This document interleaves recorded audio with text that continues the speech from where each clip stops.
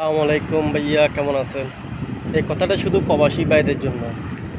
আমার মতন কার কার হয় অবশ্যই অবশ্যই কমেন্ট বক্সে জানাবেন, শেয়ার করবেন।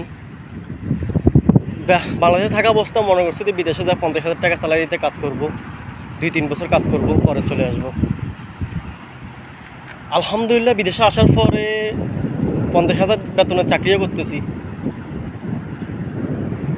মাস শেষ হবার আগে বলে যে টাকা লাগবে না, টাকা লাগবে না।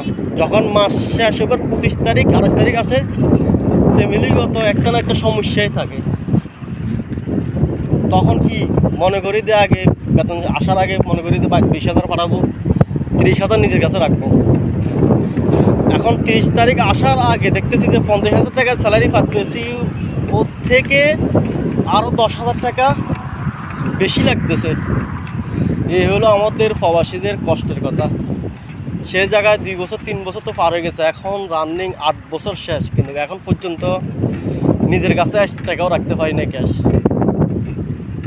আমার মতন কে কে আছেন এরকম অবশ্যই অবশ্যই কমেন্ট বক্সে জানাবেন।